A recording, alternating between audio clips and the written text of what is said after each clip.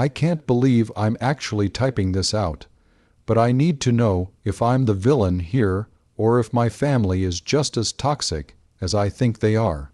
Imagine standing at the altar, looking at the empty row of seats where your parents and siblings should be, only to have them show up at your house 3 months later acting like we're best friends because they saw a $135,000 Porsche 911 Turbo S parked in my driveway.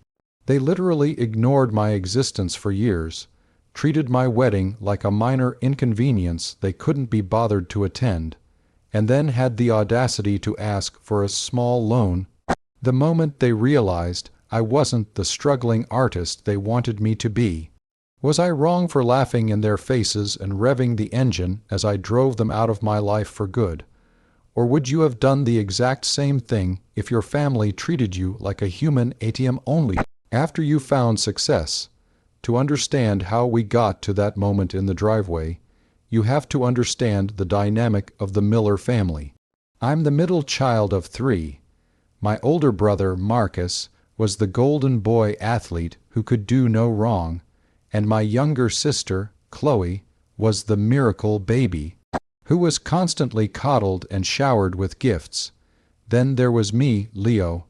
I was the quiet one, the one who preferred coding and building websites to football or cheerleading. My parents, Susan and David, never really understood me. They viewed my interests as a cute little phase, and constantly compared my modest beginnings to Marcus's prestige. As a middle manager at a local firm, when I told them I was starting my own software company instead of taking a real job with benefits, my dad literally laughed and told me to keep my bedroom at their house ready because I'd be back in 6 months, broke and defeated. That rejection fueled me. I moved 2 states away, worked 80-hour days, lived on ramen noodles, and poured every cent I had into my startup. During those 3 years of grinding, my parents barely called. When they did, it was always to brag about Marcus's new promotion or to ask if I could Venmo Chloe some money for her emergency car repairs. They never asked how my business was doing. They never asked if I was eating well. They just assumed I was barely scraping by. Then I met Sarah. Sarah was everything I needed: supportive, brilliant, and someone who saw my worth when my own blood didn't. When I proposed to her and we started planning our wedding, I genuinely thought this would be the moment my parents finally showed up for me. I sent the save the dates 8 months in advance. I called my mom to tell her how much it would mean to have them there. Her response, "We'll see, Leo. Traveling is so expensive, and Chloe has her dance finals that weekend." The dance finals turned out to be a regional competition that Chloe wasn't even competing in. She was just going to watch her friends. As the wedding date approached, the excuses got worse. Marcus said he couldn't get the time off work, even though I knew he'd just taken a week off for a golf trip. My dad said the drive was too long for his back. They didn't even offer to zoom in. On the day I married the love of my life, the front row on the groom's side was empty. I stood there looking at Sarah, feeling a mix of profound love for her and a devastating, cold realization that I was truly on my own when it came to my biological family. We had a beautiful, intimate ceremony, but that wound stayed open. I stopped reaching out. I stopped sending holiday cards. I went full ghost mode and focused entirely on my company and my new wife. What they didn't know was that 2 months after the wedding, my startup was acquired by a major tech conglomerate. The deal was life-changing. I went from worrying about payroll to having more money than I knew what to do with. I didn't post about it on social media. I didn't change my phone number. I just quietly bought a beautiful house in a quiet suburb and treated myself to my dream car, a chalk gray Porsche 911 Turbo S. It was my one look at me now purchase. I felt like I had finally made it. But then, word must have traveled. Maybe a family friend saw my LinkedIn update. Or maybe they saw a photo of the house online. Suddenly, after 3 months of total silence following the wedding they skipped, my phone started blowing up. It started with a text from my mom. "Hey sweetie, we missed you. We're going to be in your area this weekend and thought we'd drop by your new place. Send the address. No apology for the wedding. No congratulations on the marriage. Just an assumption of access." I didn't reply, but they showed up anyway. I was out front washing the Porsche when a dusty minivan pulled into the curb. My parents and Marcus climbed out, their eyes immediately locking onto the car, then the house, then back to the car. The look of pure, unadulterated greed on their faces was something I'll never forget. So that's the situation I was in. I was standing there with a microfiber towel in one hand and the keys to a six-figure car in the other, looking at the people who couldn't find the time to watch me get married, but found the time to drive 6 hours to see my driveway. Before I tell you what happened when they opened their mouths, I want you to pause and comment below what you would have done in my shoes. Would you have let them in and tried to reconcile, or would you have kept the gate locked? I really want to see if I'm the only one who thinks their timing was absolutely disgusting.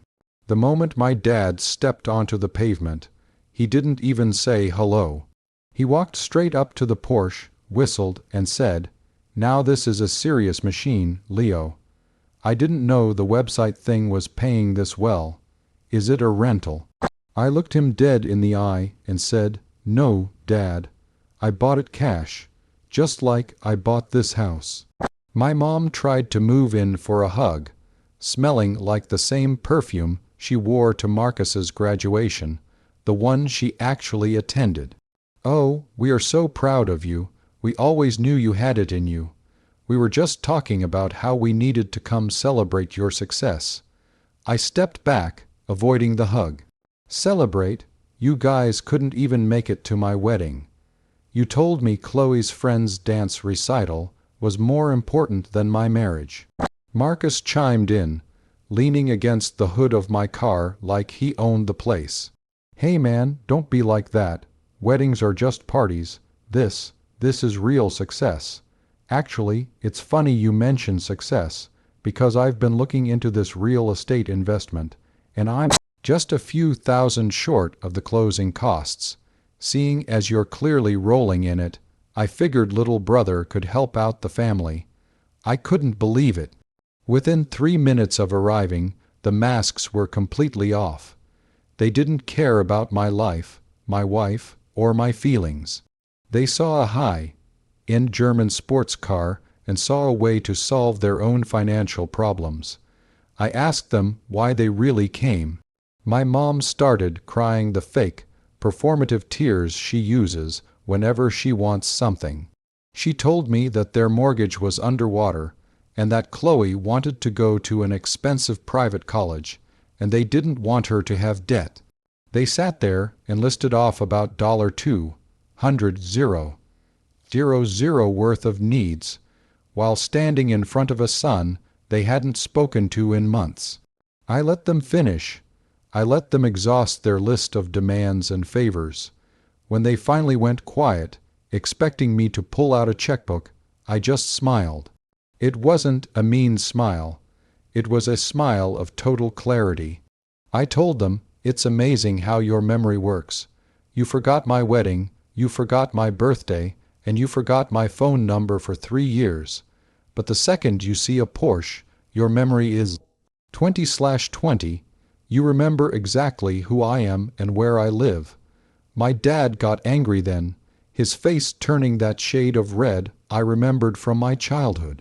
"We're your family, Leo. You owe us for raising you." I told him that the debt was paid the moment they decided a dance recital was more important than my wedding day. I told Marcus to get his elbow off my car. I told them that if they wanted money, they should ask the golden boy. or maybe sell the minivan. The shouting started then. They called me ungrateful, arrogant, and new money trash. I didn't argue. I just got into the driver's seat of the Porsche, started the engine, which, let me tell you, sounds absolutely beautiful when you're making a point, and told them they had 60 seconds to get off my property before I called the police for trespassing. They couldn't believe it. They thought the family card would always work. As they scrambled back into their van, hurling insults the whole way, I felt a weight lift off my shoulders that I didn't even know I was carrying. They haven't contacted me since I blocked their numbers that evening, and honestly, it's been the most peaceful month of my life.